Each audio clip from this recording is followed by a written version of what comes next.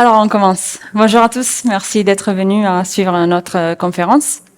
Clairement, c'est pas moi dans l'image, mais j'ai pris le relais à la dernière minute. Ça ne se sentait pas bien, donc je vous demande un applaudissement et de m'excuser si je fais des erreurs, si je me trompe, parce que c'était à la dernière minute. Merci. Donc voilà, je suis Giovanna Monti, je suis développeuse chez Adeline. Je fais du front. Et moi, c'est Oups. Andrew. Moi, c'est Lucian. Donc C'est soit trop, soit rien. sur l'un Sur l'autre. Ouais. Andrew. Donc, encore un petit test. Oui, je pense que là, ça marche pas. Test. Je vais parler plus fort sinon. Take another.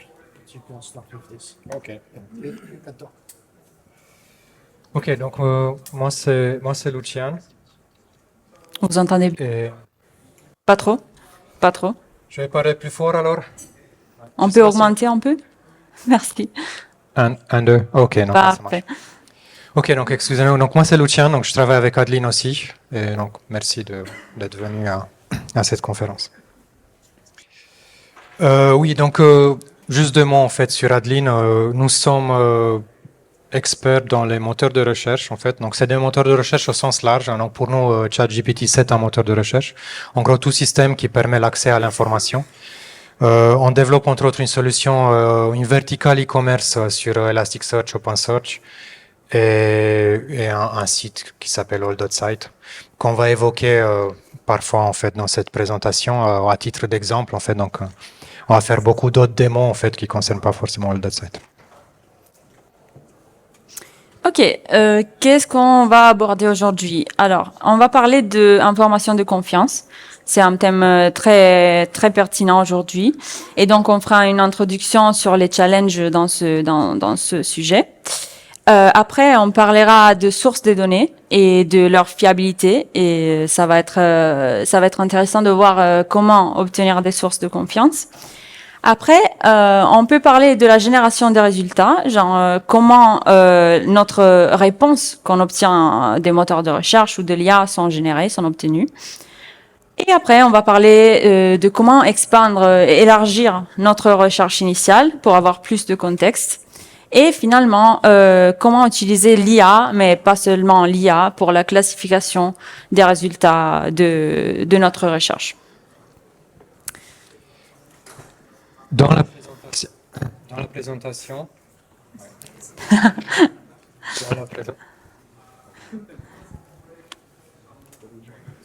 Et en plus, oui, donc, ok, je vais essayer de toucher le moins le micro.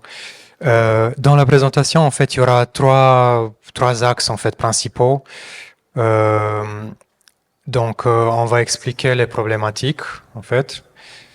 On va essayer de vous donner beaucoup d'outils, en fait. Donc, à la fois des outils pour les développeurs, à la fois des outils qu'on peut accéder, enfin, on n'a pas besoin d'être développeur pour y avoir accès. Et on va faire aussi, en fait, un retour d'expérience sur All.site. Donc, on va prendre ces mêmes outils, on va voir comment on les a implémentés, en fait, comment on s'est servi pour une implémentation d'exemple. Et donc, chaque fois qu'il y a l'icône verte, en fait, c'est un outil, en fait, que vous pouvez prendre. Et vous pouvez utiliser ça pour votre projet, soit même pour vous-même. Alors, on commence avec l'introduction. Et je veux commencer avec une petite challenge. Ici, on a 5 phrases, 5 facts, mais il y a que un fact qui est vrai, qui est vraiment quelque chose qui n'est pas faux. Et je vous demande, quand vous le trouvez, de lever la main. Je vous laisse quelques secondes. Très bien, je vois des mains. Ok, je vais vous donner la réponse. Ouais, c'est le vrai. Attendez. Levez la main quand vous pensez avoir la réponse. Ouais. Donc pas forcément. Ouais, on va voir si c'est correct ou pas. Et voilà, j'ai fait un petit spoiler, mais le seul fait qui est vrai est qu'il existe un papillon qui est nommé après Donald Trump. Tout le reste n'est pas vraiment trop vérifié parce que, par exemple, Napoléon, il faisait 1 m 70 environ, mais il y avait un problème avec les unités des mesures du temps. Donc c'est pour ça qu'on a l'idée qu'il était un peu petit. Ouais, c'est la faute des Anglais, exactement. Après, voilà, les taureaux sont énervés par le mouvement et pas par la couleur. Ils voient pas vraiment la couleur rouge. Et nous utilisons plusieurs parties de notre cerveau, mais c'est pas le 10%, mais c'est un peu toutes les parties, même si pas en même temps.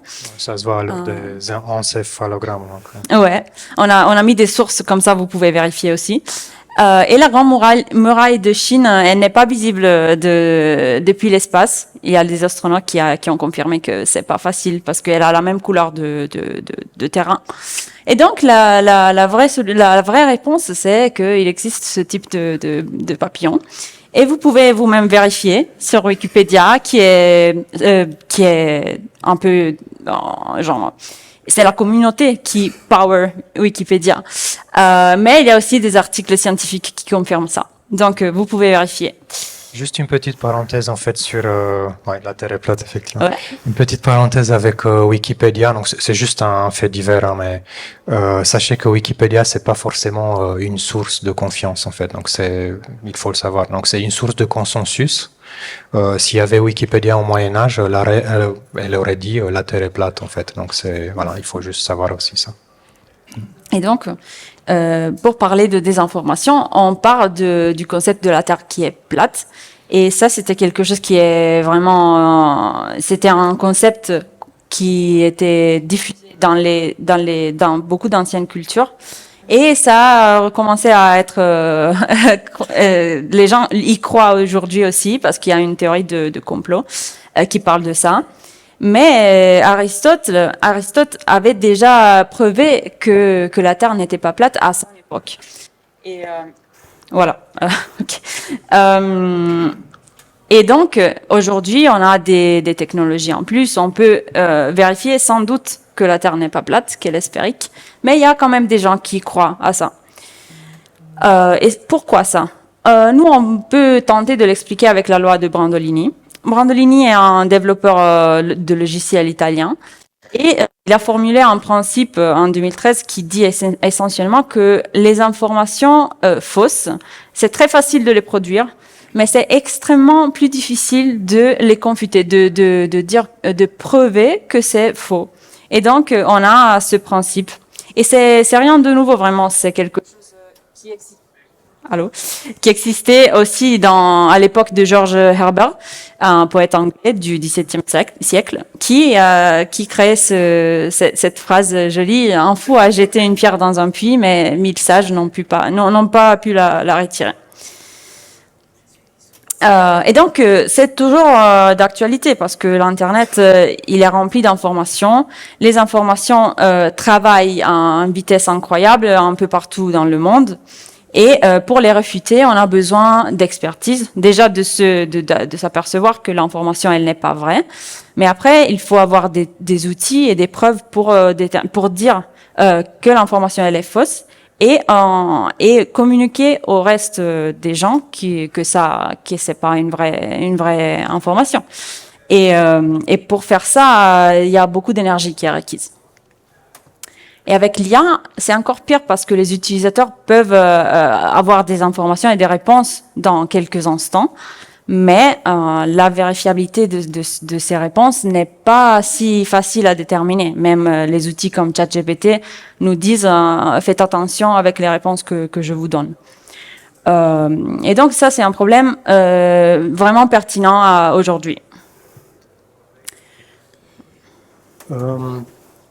Pour ceux qui se rappellent, l'Internet au tout début, donc à ce début, l'Internet c'était essentiellement de l'information fabriquée à la main. Même le code des pages HTML en fait était fabriqué à la main en fait. Donc avant qu'on ait des pages HTML générées, des CMS, des choses comme ça, l'information était handmade quoi. Après, donc, on a eu le boom de l'Internet, en fait, dans les années 2000. Et on a commencé à voir, en fait, de plus en plus des pages dont le seul but était de référencer d'autres sites. D'accord. On a vu aussi un métier qui s'appelle SEO apparaître.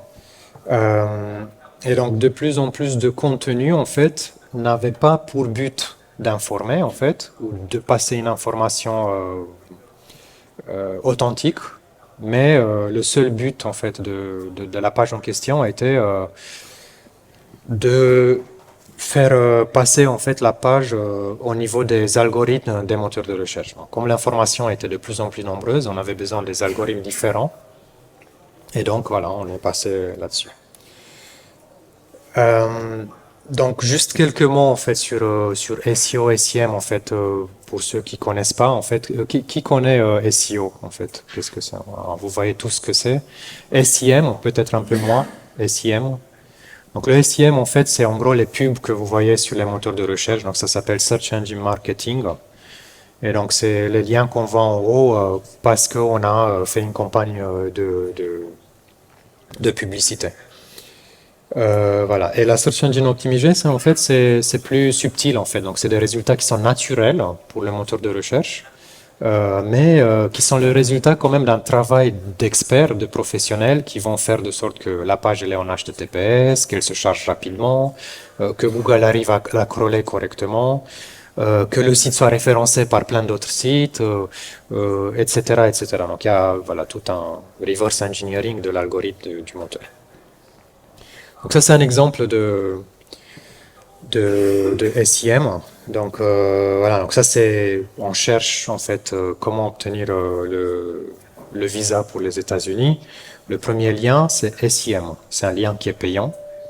Parfois il est bien indiqué que c'est payant, lien sponsorisé, parfois un peu moins. Donc si vous regardez la dernière version de Bing, le fait que c'est ad, ça c'est marqué ad, AD juste en gris comme ça on le voit à peine.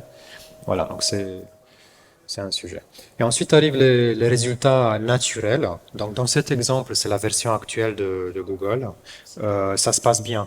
Mais il faut savoir que ce n'était pas toujours le cas en fait. Donc on a un billet de blog en fait sur le site d'Adeline. Cette même page-là, il y a 5 ans, affichait en premier d'autres résultats en fait, qui n'étaient pas les officiels en fait. C'était des résultats des sites qui vendaient le service pour plus cher que le site officiel. C'est légal, mais c'est pas vraiment ce qu'on veut avoir en premier.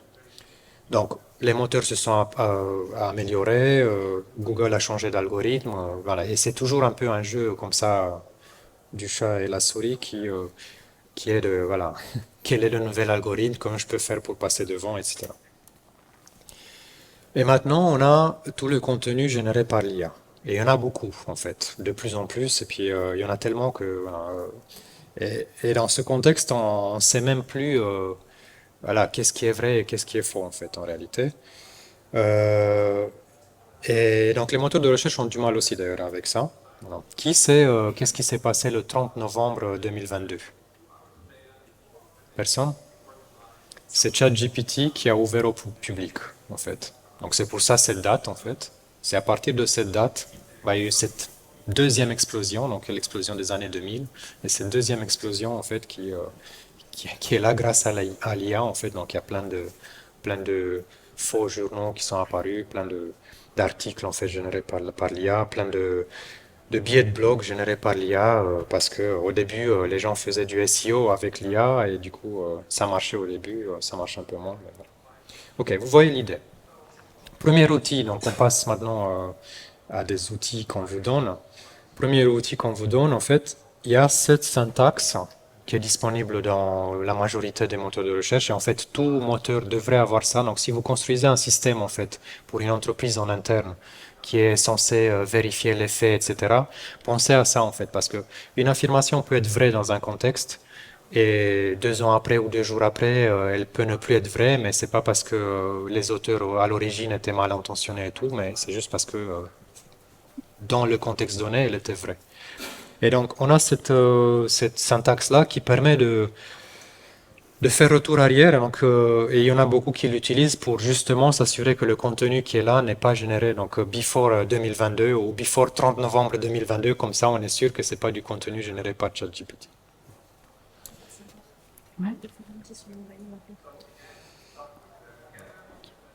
Euh, On peut, oui, c'est un deep dive, on peut donner un micro, il y avait une question. Ouais.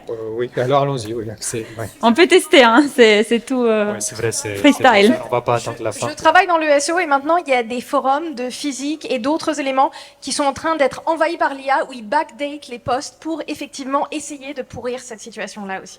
C'est malheureux, mais ça arrive de plus en plus. C'est génial, c'est super. Pour, Merci pour la contribution.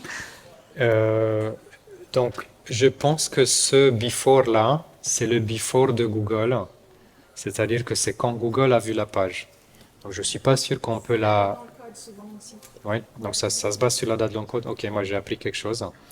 Mais en tout cas, en fait, il y a cette notion en fait de la date à laquelle le moteur a eu connaissance de l'information qu'il faut garder en fait. Donc il faut que quand vous mettez une information dans votre base de données, que vous mettez aussi à quelle date ça a été récupéré. Et effectivement, sur un article qu'on voit sur Internet, on peut mettre n'importe quelle date, c'est l'auteur qui le dit, ou le CMS, mais voilà, effectivement. Okay. Donc c'est bon à savoir.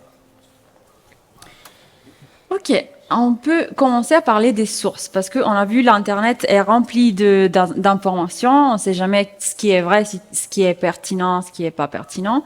Et donc, c'est important de trouver des bonnes sources. Et comment on peut évaluer la crédibilité d'une information? On peut commencer avec un test qui a été créé par Sarah Blakeslee en 2004. Elle était librarian, bibliothécaire à l'université, à la State University in California. Et le CRAP test nous permet de nous poser des questions sur l'information qu'on est en train d'évaluer. Par exemple, on peut se demander si elle est courante, genre si elle est à jour avec, si elle est toujours pertinente à cette date avec le contexte de la recherche. Si elle est relevant, donc si les informations sont pertinentes, donc la relevance c'est sur le sujet et la currency c'est sur la date, genre l'information elle est pertinente pour aujourd'hui et pour le sujet qu'on a cherché.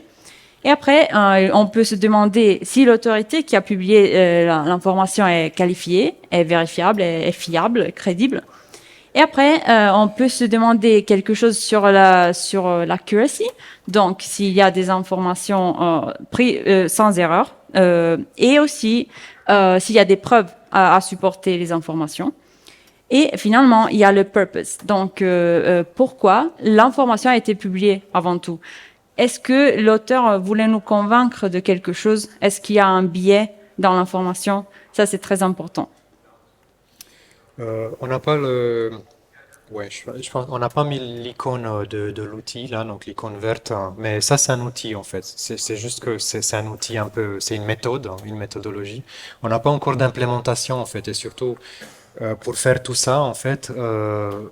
De manière très vite en fait, donc c'est-à-dire que voilà, on n'a pas forcément le temps de faire toute cette recherche-là pour valider qu'un contenu est vrai ou faux. Mais c'est l'objectif d'avoir un outil qui à la fin pourrait en fait faire passer ces checks-là automatiquement et qu'en quelques secondes on a le CRAP test en fait sur l'information qu'on voit. Donc c'est un outil en fait, mais c'est juste que c'est une méthode en fait. Ouais, pour l'instant c'est vraiment, il faut prendre le temps de se poser les questions et le faire manuellement quoi.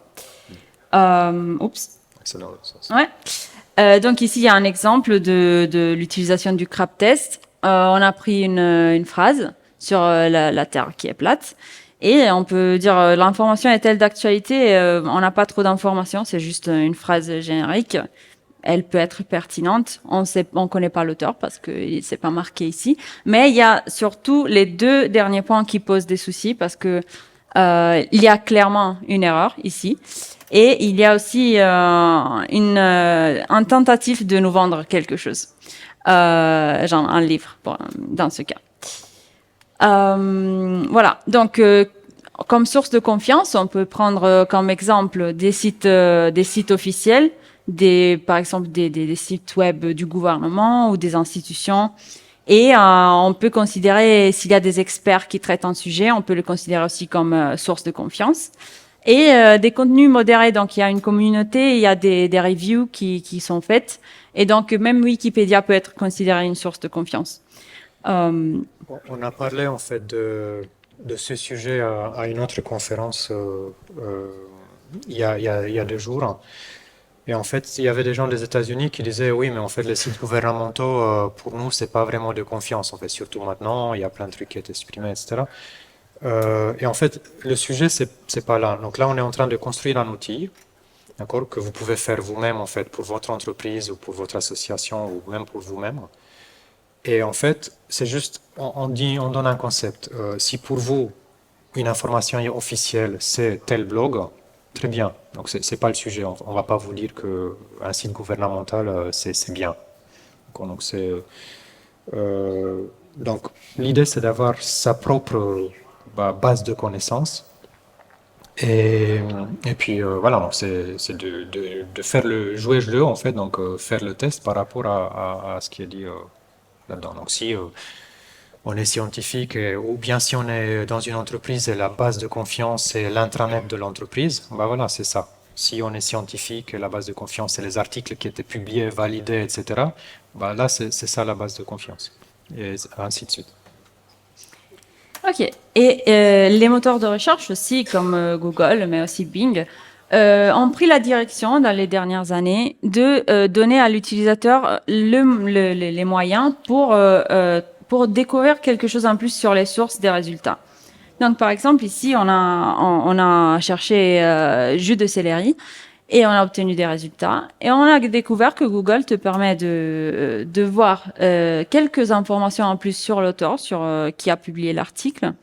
Et on a aussi une partie more about this page qui peut nous donner aussi des informations, par exemple des informations agrégées comme des reviews, des user reviews, et un peu plus de détails sur l'origine de l'information. Vous voyez qu'on est passé, on est passé du j'ai de la chance, le bouton search de Google, si vous vous rappelez, en fait, c'était un Google disait bon voilà, le premier résultat c'est le bon, faites-nous confiance, et c'était le cas en fait au début. Là, on est en fait dans un mode où les moteurs de recherche eux-mêmes essayent de faire ce crap test en fait, de dire ok, je vous présente un lien. Je vous dis pas que c'est le meilleur, que c'est le bon. Faites vous-même votre analyse et on vous donne tous les outils en fait pour le faire. Ouais. Et ici, il y a un autre Un exemple. autre exemple, en fait, on a la même chose donc sur la page en entier. En fait, donc on va pareil à propos de la source, on va voilà On a un l'auteur, summary, etc. on a beaucoup d'informations. Et ici, c'est Bing, c'est un peu similaire. Bing fait une chose un peu différente et il nous donne une réponse, mais il nous donne aussi plusieurs sources. Google tend à considérer le premier résultat comme la source, la meilleure source, et Bing essaye de te répondre en faisant un peu une balance entre plusieurs sources. Ici, par exemple, vous voyez, on a demandé une question sur l'accounting et on obtient une réponse très claire. Mais après, on a une bannière qui nous dit quelles sont les sources de lesquelles on a pris la réponse, dont on a pris la réponse. Et même l'IA peut tenter de nous donner des sources pour les informations qu'elle produit. Ici, par exemple, on a Grok. Je pense que vous connaissez Grok. Qui connaît Grok? Très bien. Grok peut tenter de citer des sources quand on lui demande quelque chose. Mais ici, par exemple, on a un exemple sur un thème de santé, sur les vaccins. Ici, on a un autre exemple dans lequel l'utilisateur a demandé à Grok si c'était quelque chose de vrai ou de généré par l'IA, par exemple. Et Grok répond en disant qu'il y a des sources qui confirment, qui peuvent nous aider à comprendre ça. Mais il faut faire attention parce que Grok peut avoir des hallucinations. Et donc, Grok peut inventer des sources, même s'il nous dit oui, c'est vérifié, j'ai contrôlé. Mais c'est vraiment pas, il faut pas vraiment faire confiance sans vérifier. Parce que il peut avoir des hallucinations. On verra ça plus tard dans la présentation, en fait, donc comment la réponse des LLM est construite. Et donc, c'est pas parce que le LLM dit il y a cette source et cette source que il faut vraiment que ce soit une source qui est vérifiable. En fait, on peut cliquer dessus, on peut la voir, on peut voir l'auteur, on peut voir le crap test, quoi. Donc voilà, là on parle on voit quand même le souci en fait de valider l'information. Il y a des choses qui sont bien parce que Grok dit, donc on a vu dans le slide précédent, il y a beaucoup d'informations pas vérifiées qui sont véhiculées sur les réseaux, donc faites attention, donc il le dit. Mais quand on dit de multiples sources crédibles, voilà, c'est très convaincant comme ça, mais c'est pas une vraie source en fait. Donc, voilà. Et ça, c'est inhérent au LLM, donc on verra ça plus tard. Mais l'intention est là. Donc, c'est de dire, OK, bah, on donne des outils, de plus en plus d'outils pour valider voilà, que ça va. Ouais. Et un autre sujet intéressant, c'est quand on a trouvé une information et on avait des sources pour vérifier l'information, mais après on revient dessus et on se rend compte que l'information a disparu parce que par exemple le site web a été modifié, le contenu a été modifié, le site web n'est plus là. Et donc c'est bien d'avoir des outils qui nous permettent de vérifier comment l'information évolue dans le cours du temps. Et un exemple d'outil est la Wayback Machine, qui a été créée par l'archive d'Internet. Et ça permet d'avoir des snapshots de n'importe quel site web du moment de sa création jusqu'à aujourd'hui. Comme ça, on peut vérifier comment l'information dans le site web a évolué dans le temps. Et ça, c'est très important, par exemple, s'il y a des tentatives de censorship. Ou bien de modification de la réalité à travers de la modification des contenus qu'on a sur Internet. Et l'information dans le contexte. Et on voit que d'ailleurs, il n'y a pas de Vox Day Luxembourg archivé, en tout cas avant 2020. Ouais. Et ça, c'est un exemple de comment ça marche. Il y avait un article où il y avait une erreur qui a été faite par l'auteur de l'article. Et on a retrouvé le snapshot de l'article original avec l'erreur. Et après, on a trouvé la version corrigée quelques jours après. Et le journal a été très transparent sur ça. Ils ont dit oui, on a fait une erreur. Et donc, ils ont mis une section de correction à la fin de l'article. Mais quand même, c'est pas toujours le cas. C'est possible qu'il y a des modifications et personne ne va s'apercevoir de ça. Et donc, c'est très important d'avoir des outils pour vérifier d'une manière indépendante. OK. Ok, on a parlé de All.Site en fait au départ, hein, donc juste pour expliquer en fait un peu le concept, parce qu'il y aura quelques exemples qu'on va prendre de là. All.Site en fait, on souhaite que All.Site devienne le GitHub des moteurs de recherche, d'accord? Et encore au sens large, donc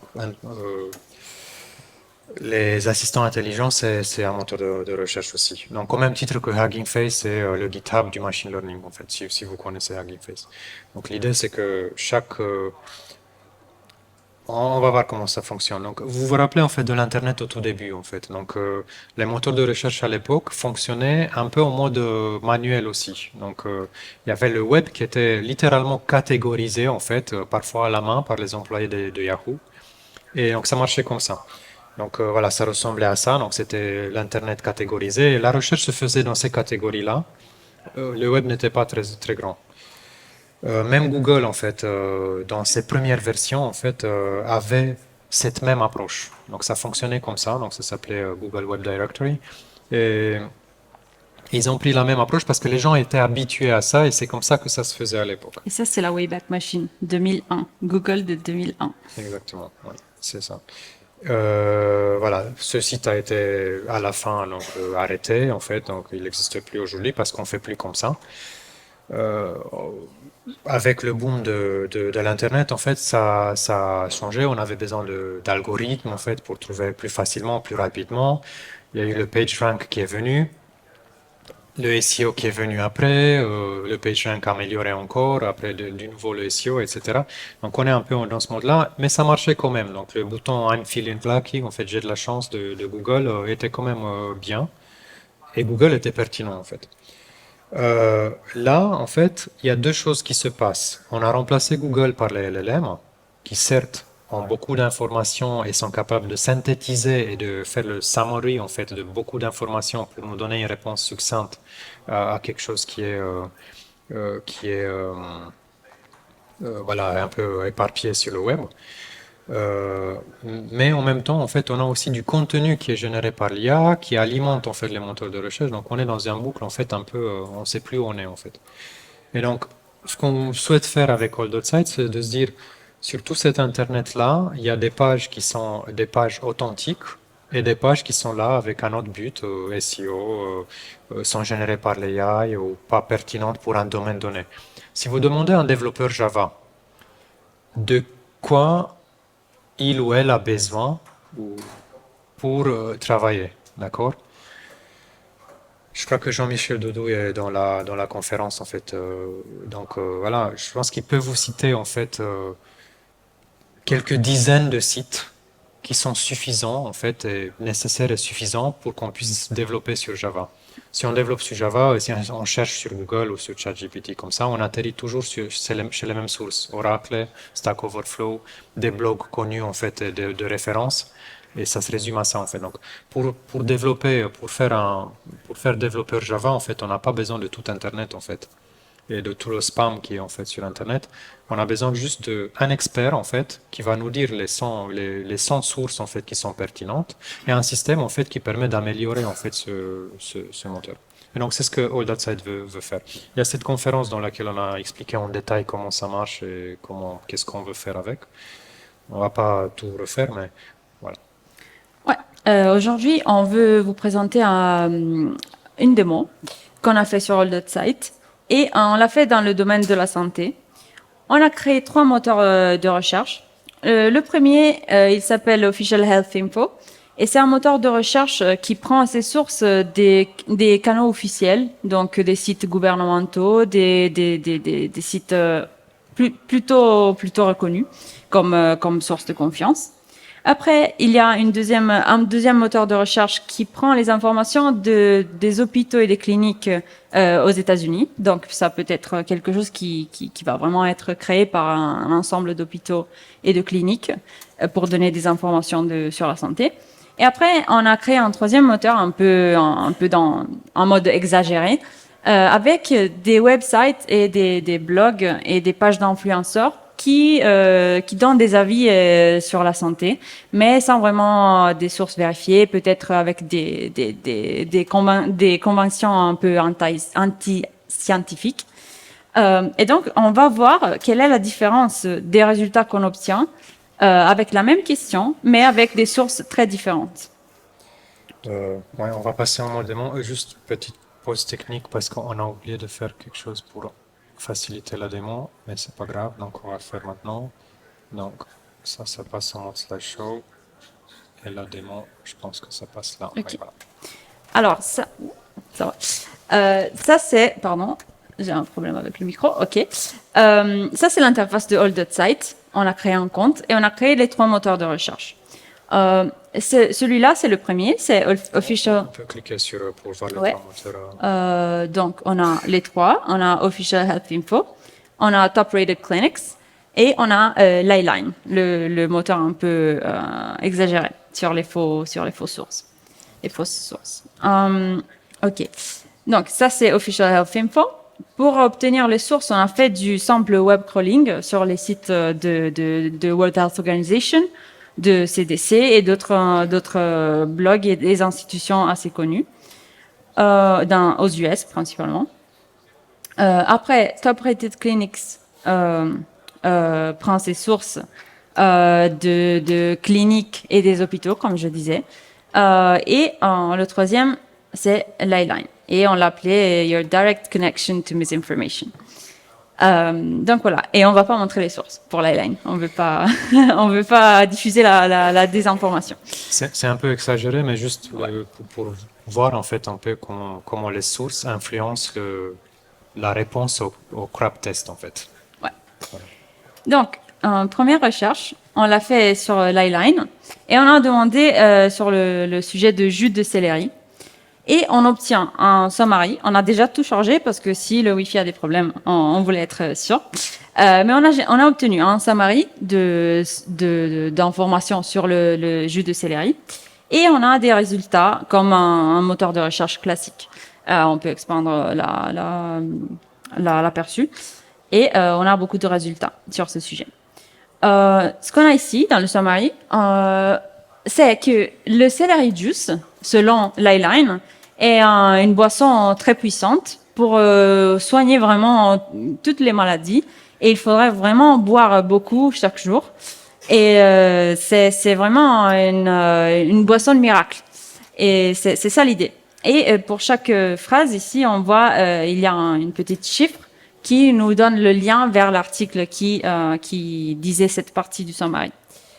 On a demandé la même chose à Top Rated Clinics et on va avoir une réponse assez différente. Il va nous dire oui, le jus de céleri c'est bien pour l'hydratation. C'est une boisson qui fait du bien parce que elle fait pas du mal en tout cas. Mais c'est tout ce qu'il y a. Donc il n'y a pas vraiment des solutions miracles pour les maladies. C'est quelque chose qui n'est pas scientifiquement prouvé. Donc voilà, c'est déjà assez différent l'impact des sources sur ces deux recherches. Deuxième tentative qu'on a fait était de demander sur le sujet des vaccins à l'Eyeline. Et l'Eyeline nous dit qu'il y a différentes opinions sur ça, différents concerns. Donc il y a de la préoccupation sur les vaccins, il y a des études ou des personnalités qui nous disent que les vaccins sont dangereux et qu'il faut pas faire trop confiance. Et en tout cas, il faut bien s'informer avant de se faire vacciner. On demande la même chose à Official Health Info. Et il va se focaliser sur quelque chose de différent. Donc, il va nous dire que les vaccins sont bien testés par la communauté des médecins, par la communauté scientifique. Et les vaccins sont vraiment essentiels pour lutter contre les maladies comme le measles ou des autres maladies qui font vraiment du mal, spécialement aux enfants ou aux vieux gens. Et donc, le focus, c'est plutôt sur dire que les vaccins sont importants pour nous protéger des maladies. Et ils sont testés, il faut quand même s'informer, mais le thème de la réponse, c'est vraiment différent. Troisième test qu'on a fait, c'était de demander quelque chose sur le régime intermittent. Je ne sais pas comment on dit ça en français. C'est surtout sur toutes les sources d'informations. Oui, sur les 3 moteurs, contemporairement. On peut faire ça, vu que sur notre compte, on a créé 3 moteurs, on peut interroger les 3 moteurs ensemble. Ici, on a la fonctionnalité de citation des sources, comme on a déjà vu. Donc, pour chaque phrase, on sait quelle est la source. C'est bien parce qu'on a mélangé les moteurs. Et pour chaque résultat, on a l'indication de quel moteur a produit le résultat. Et ça peut nous aider. On imagine, on a une centaine de moteurs de recherche. On connaît qu'il y en a d'officiels et qu'il y en a d'un peu plus inconnus, par exemple. Et ça, c'est vraiment dans un coup d'œil, on peut vraiment comprendre qui a publié l'article et si c'est fiable ou pas. Parce qu'on a déjà l'idée, par exemple, de quel moteur il est un peu plus officiel et fiable et quel moteur on connaît pas, on ne sait pas s'il faut s'il faut méfier ou pas. Et donc voilà, ici on a plusieurs résultats, parfois produits par l'Eyeline, parfois par les autres 2 moteurs. Mais au moins on sait, donc c'est ça l'objectif en fait. Donc par exemple, il faut voir ça comme l'intranet de votre entreprise, il faut voir ça comme une source de confiance que vous considérez de confiance, mais au moins vous savez en fait d'où ça vient. Vous savez qui le dit et qui a référencé ce site. Voilà, est-ce que c'est Jean-Michel Dodo pour Java ou c'est un autre speaker pour autre chose, voilà, donc tout ça d'accord. Ok. Je voudrais revenir sur le diaporama, si tu peux m'aider. Ouais, Voilà. Okay. Ok, parfait. Donc ça, c'est le récapitulatif de la première partie de la démo. Je vais aller très vite. Et donc, ça, c'est vraiment... vous connaissez le GIGO, j'imagine, l'effet garbage in, garbage out, qui veut dire que la qualité de l'output dépend directement de la qualité de l'input. Et donc, nous, on préfère l'appeler gold in, gold out. Donc, si c'est des bonnes sources, l'output qu'on va obtenir, c'est vraiment quelque chose de valide et de vérifié. Et voilà, ça, c'était le dernier exemple pour montrer un peu les fonctionnalités de Hold It Site, pour citer les sources. Bon, on a fini la première partie. J'espère que tout va bien. Je sais que le deep dive, il peut être intense. Donc, restez avec nous. On va voir en détail en fait donc comment ça marche tout ça en fait, donc comment les dessous de la techno. Et Donc voilà. N'hésitez pas à interrompre pour poser des questions. En fait, on va pas attendre à la fin si vous avez des sujets en fait à aborder. Spécialement à la fin des chapitres, comme ça. Et il y aura des parties un peu plus techniques aussi. Donc c'est juste pour vous prévenir. Donc voilà. Pour la partie, plutôt, on génère en fait une réponse à une question. D'accord? C'est ce qu'on appelle le question answering. D'accord? Donc ça, c'est un outil qui existe depuis très longtemps en fait sur Google, en fait, qui va prendre en fait le premier résultat, faire le summary de ce résultat-là et extraire la réponse à la question qu'on a posée. D'accord? Donc ça, c'est quelque chose. On va montrer comment ça marche, ça, comment vous pouvez le mettre en place en fait. Et c'est un premier outil en fait voilà. On préfère la solution de Bing en fait qui est on prend pas le premier résultat mais on essaie de valider ça dans plusieurs sources en fait. Ça c'est très important parce que il se peut que les trois moteurs par exemple n'ont pas le même son de cloche. Donc il faut vraiment demander à plusieurs personnes en fait si l'information est vraie. Donc on préfère cette approche là en fait. Voilà. Donc, dans tout ça, en fait, il y a beaucoup de machine learning. Et aussi des LLM, on va voir aussi. Mais on va commencer en fait par les tâches simples. D'accord? Donc, qui connaît en fait le NLP, le domaine du NLP en fait donc, voilà, vous connaissez un peu. Et en fait, c'est très simple de faire ça aujourd'hui en fait. Donc, on a des modèles en fait sur est-ce que je peux cliquer dessus directement? Oui, oui. Voilà, donc par exemple, ça c'est un modèle qui fait la summarization. En fait, voilà, je ne sais pas si j'ai une petite démo là-dessus, en fait, on va regarder vite fait. Et en gros, il suffit de... Non, je n'ai pas, mais voilà, donc là j'ai l'exemple ici. Donc en gros, on peut même tester les modèles sur Hugging Face, en fait. Donc vous mettez ici votre phrase, donc par exemple celle-ci, et puis on a la summarization en fait derrière. Voilà, super simple en fait, donc ça très facile d'utilisation. Donc vous pouvez l'utiliser en fait aussi vous-même en fait sur les données de votre entreprise. Ensuite, il y a des tâches NLP qui font ce qu'on appelle le question answering. Il y a un type de question answering qui hallucine pas en fait. Donc c'est un question answering qui consiste à highlighter en fait l'endroit dans la phrase d'origine où se trouve la réponse. D'accord? Donc là, il n'y a aucun mot qui est inventé, tout est dans la phrase d'origine. Par contre, la réponse peut être un peu pas forcément une phrase quoi, pour un humain. D'accord? On peut avoir ce type de NLP aussi, qui est Generative Question Answering, donc qui est un peu similaire. On est encore loin des hallucinations qu'un LLM peut avoir, mais c'est toujours highlighting dans le texte avec un petit peu de rephrasing, donc reformulation et une phrase en fait par ailleurs. D'accord. Donc là, en fait, par exemple, donc, comment ça marche le question answering? On donne un contexte. Donc, par exemple, donc ça, je peux vous montrer en fait en direct. Donc, il y a ce modèle-là, par exemple. Donc, ça, c'est le large. D'accord.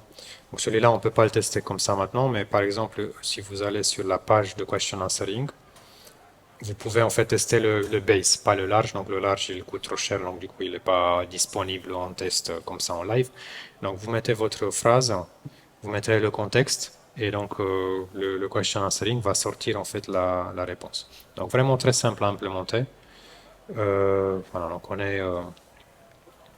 ça c'est un exemple en fait. Donc le contexte c'est un résultat de recherche ou plusieurs résultats de recherche et la question en fait c'est la question de l'utilisateur initial. Pour l'avoir. D'accord. Okay.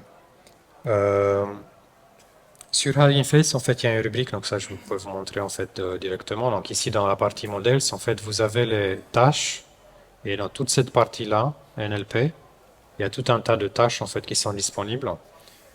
Et c'est souvent en fait téléchargeable gratuitement. En fait, donc c'est des modèles qu'on peut utiliser. On a des exemples de code, etc. Donc, ce qu'on utilise plus souvent, en fait, c'est le question answering, bien sûr. La classification et la zero shot classification, notamment, donc on va en parler. il y a aussi une autre classe de classification, donc dans le text classification, qui est le sentiment analysis. On va voir ça aussi. Voilà. Donc, très bon outil en fait, Hugging Face. Je pense que vous connaissez en fait pour la plupart maintenant, c'est déjà assez connu, mais voilà. On arrive au LLM, d'accord? Donc, OpenAI, Mistral et compagnie. Grok aussi. Voilà. Il fonctionne en fait pareil. Donc, il y a des questions en fait, il y a des réponses. C'est juste que les réponses ne sont pas données des sources. On va pas dire sources fiables, mais ne sont pas données des sources en fait sur lesquelles on peut mettre le doigt. Enfin, donc c'est vraiment un très gros volume de données qui est utilisé pour l'entraînement du LLM. Le LLM a beaucoup de choses en mémoire. Il va utiliser tout ce qu'il y a en mémoire en fait pour produire une réponse. Elle peut être vraie, elle peut être fausse. Ça dépend des données qu'on a mis en entrée et ça dépend de l'entraînement qu'on a fait en fait pour ce LLM. D'accord? Donc ça marche en fait, donc c'est de mieux en mieux et tout ça, mais en fait les réponses, bah, de base, en fait, peuvent pas être vérifiées en fait si facilement. Donc, dans les premières versions de ChatGPT, si on lui disait de donner une source pour l'affirmation que ChatGPT fait, bah, c'est pas facile en fait d'obtenir une source et la source va être inventée carrément. ChatGPT pourra donner un lien, mais sur lequel, si on clique, il n'y a rien derrière en fait. Parce que ça génère que du texte. Euh, Donc, il y a aussi, par exemple, on utilise nous l'LLM en fait pour tester les moteurs de recherche, la pertinence des moteurs de recherche. Donc, pareil, donc il faut un bon prompt en fait pour dire, pour que le LLM sache si un résultat est cohérent, pertinent par rapport à une requête. Mais en fait, si on dit, pour que ça marche bien, il faut qu'on dise au LLM d'expliquer en fait son choix. Donc, quand on a une requête tomate, par exemple, et on a des résultats sauce tomate, tomate cerise, etc. Le LLM va lire ça, ce résultat est bon, ce résultat est pas bon, etc. Mais bon, en fait, on essaie de demander en fait la raison. Et en fait, si on fait dans ce sens-là, on dit quel résultat est bon et ensuite dit la raison, ça marche pas en fait parce que même si le LLM a dit faux en fait au départ, va trouver en fait une explication pour pourquoi il a dit faux. En fait. Donc il faut faire dans l'autre sens. Donc voilà. Vous connaissez en fait déjà, je pense, les limites de LLM. Donc il y a les hallucinations, donc du texte qui est là mais qui veut rien dire et qui n'est pas vrai surtout. Le modèle en fait qui peut être biaisé en fait parce qu'il a été entraîné en fait sur des sources qu'on maîtrise pas et les sources surtout qui sont opaques. D'accord. Et donc on a une autre en fait c'est pas une technologie, c'est une méthodologie en fait qu'on a inventée, qu'on a introduite. D'accord. Qui connaît le RAG en fait, qui a entendu, donc vous connaissez en fait, donc ça consiste à combiner en fait un LLM avec un moteur de recherche. Donc le moteur de recherche a l'avantage de se baser sur des sources fiables, des sources qu'on connaît en fait, on peut détecter. Et donc du coup les réponses en fait elles viennent d'un mix en fait du savoir-faire du LLM et la mémoire du LLM mixé en fait avec ce qui vient du moteur de recherche. Donc, dans cet exemple, vous voyez les données métiers qui alimentent un contexte qui va ça. Ouais, donc ça c'est les données métiers en fait ici qui alimentent un contexte en fait. Donc du coup la réponse à la question ne vient pas seulement de cette partie données publiques, secrètes, en fait, on ne sait pas trop ce qu'il y a derrière, mais ça vient comme ça. Et ce qui est important, c'est le prompt, en fait, ici, pour forcer le LLM de se servir plutôt de ces données-là, plutôt que de sa mémoire interne, et aussi pour citer ses sources. Donc, dans le prompt, en fait, c'est très facile de faire un prompt qui dit, OK, prends en compte ces données-là pour répondre, mais en fait, il faut aussi que dans la réponse, il y ait des liens en fait vers la vraie source, comme ça qu'on puisse vérifier en fait tout de suite, d'accord? Donc c'est comme ça que ça marche. Ok. Donc c'est ça l'idée. Donc on combine une base de données avec la connaissance du LLM. Donc la base de données, les connaissances sont en confiance. Les réponses qui sont données sont en cohérence avec voilà, ça passe mieux le crap test parce que c'est contextualisé. Et le LLM en fait c'est bien faire en fait la partie conversationnelle, donc faire la somme en fait produire une réponse synthétique en fait. C'est ça la force du LLM. Donc on les combine ensemble et tout. Donc pour citer les sources, en fait, ça vient pas gratuitement, comme je disais. Donc il faut que dans le prompt en fait du LLM, on instruit en fait le LLM pour dire ok, utilise ces résultats de recherche, ces données d'entreprise, mais donne des liens en fait pour dire où se trouve ça. Donc ça c'est un exemple de prompt en fait qui donc, voilà, vous pouvez avoir accès. En fait, il se trouve dans cette conférence là, qui en fait c'est une conférence qui a été donnée en avril 2023, donc très peu après l'arrivée de ChatGPT, donc ce qui nous a permis à nous d'implémenter en fait la citation des sources assez rapidement. Donc voilà, pour avoir ces fameuses crochets là avec le lien en fait avec le lien qui est là, sur lequel on peut cliquer et qui donne en fait la, la source de l'information. Voilà. Un sujet en fait très important en fait dans comment ça fonctionne ça en fait. Donc comment on peut utiliser une base de données en fait d'entreprise, on va dire, pour extraire en fait l'information. Donc juste qui a déjà implémenté un RAG en fait dans cette audience? Ok, donc vous êtes quelques-uns. Donc vous savez comment ça marche. On va vous donner une astuce en fait pour que ça marche mieux. Et pour ça, en fait, il faut qu'on comprenne comment marche en fait la recherche sémantique, donc cette fameuse recherche vectorielle dont on a besoin en fait quand on fait un RAG. Parce que un moteur de recherche, c'est répondre à des mots-clés, mais quand on pose des questions, c'est pas le boulot du moteur de recherche. Donc pour que ça marche, en fait, on fait au lieu d'indexer des mots, en fait, on va indexer ce qu'on appelle un vecteur. Donc on va voir ce que c'est. Donc l'avantage du vecteur, ça nous permet de mettre à la même enseigne des images, des documents, des sources audio, et les mettre dans le même espace en fait. Et ensuite la question, elle va être à son tour vectorisée, et on va comparer le vecteur de la question avec le vecteur de la donnée en fait. Donc très rapidement comment ça marche le vector search pour ceux qui connaissent pas. En gros, on va essayer de créer cet espace vectoriel dans lequel chaque document, là c'est en 2D en fait pour simplifier. Donc on a le document par exemple, on a juste deux axes dans ce cas-là. Donc un axe qui est mammifère réaliste et dessin animé et oiseau, d'accord. Et donc chaque document va se classer en fait dans cet espace qui est 2D, en fait juste pour simplifier, à un endroit. Donc là par exemple si on a un sorte de dessin animé avec un cerf avec des ailes, bah, ça va être un peu entre les oiseaux et les mammifères. Donc ça va être un peu comme ça. Voilà, donc ça si c'est réaliste c'est de ce côté, si c'est dessin animé c'est de ce côté-là. Par exemple si je prends plusieurs axes, donc par exemple la taille et l'intelligence et je sais pas comment traduire friendliness, Amabilité. amabilité en fait du document. Bah, un chat va se classer à peu près, voilà, donc taille 0,25 par rapport à un éléphant qui est taille 0,90. Donc dans l'espace vectoriel, on va trouver un peu, voilà, l'éléphant un petit peu par là, et puis le chat un petit peu par là, d'accord? Donc le chat et le chien, vous voyez, ils sont un peu ensemble. Donc dans l'espace vectoriel, ils sont proches, d'accord? Voilà, donc c'est comme ça que marchent les vecteurs en fait.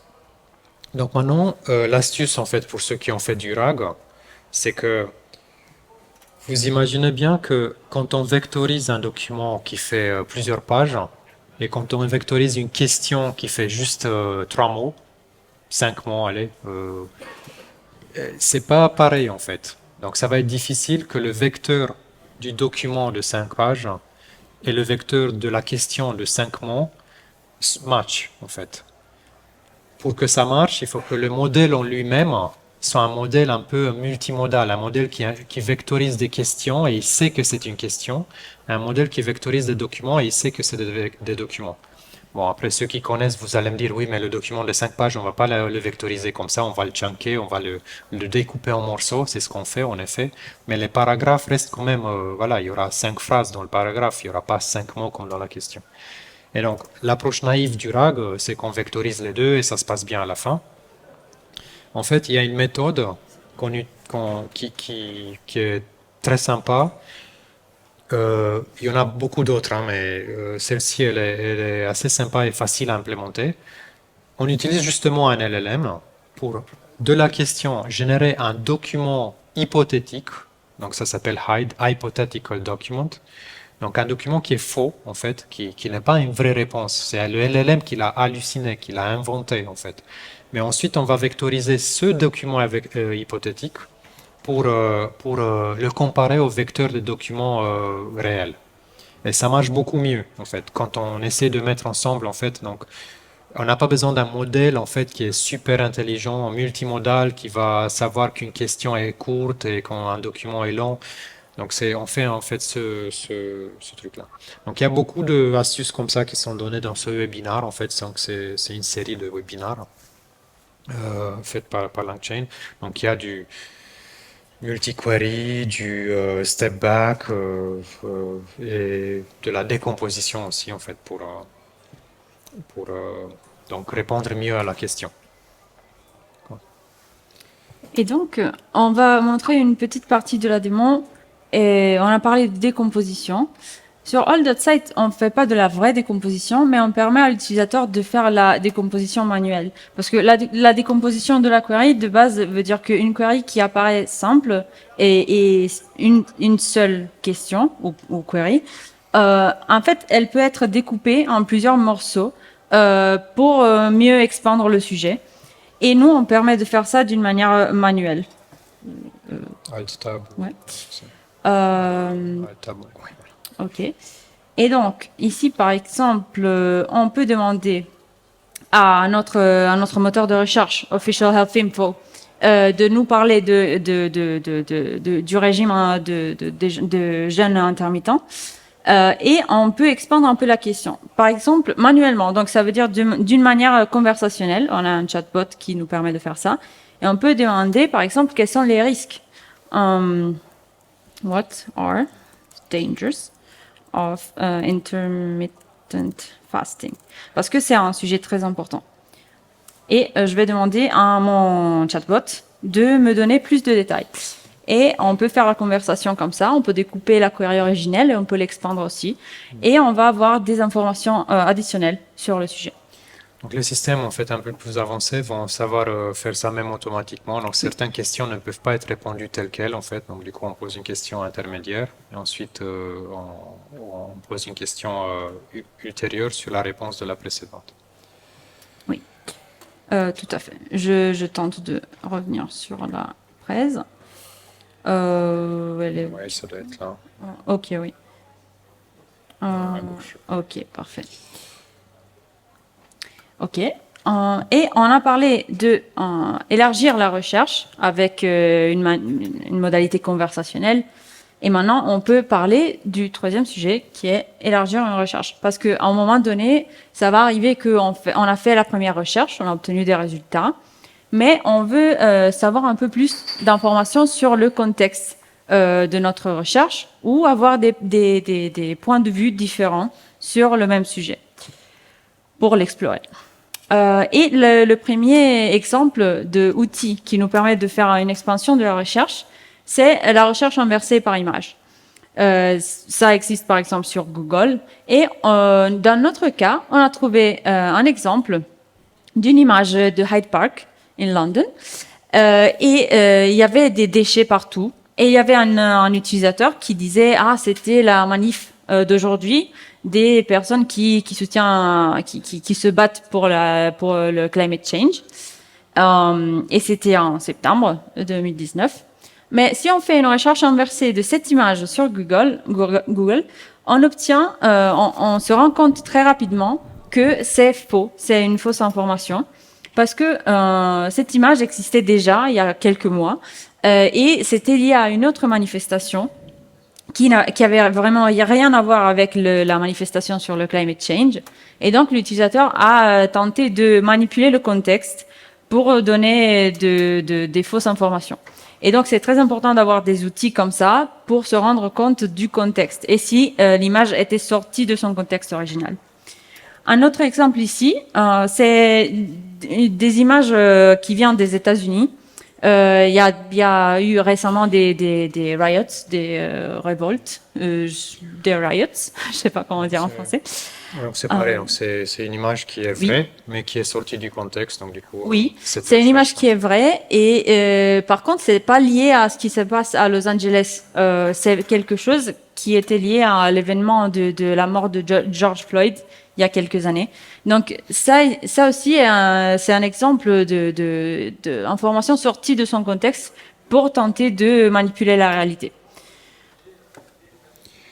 Ok, petite démo en fait, donc on vous donne d'autres outils. Donc l'idée c'est que vous puissiez en fait aussi construire des systèmes comme ça. Donc là on se base effectivement, monsieur tout le monde, on peut se baser sur Google qui va indexer des images, etc. Quand on est dans un contexte journalistique ou d'entreprise, vous avez des données d'entreprise.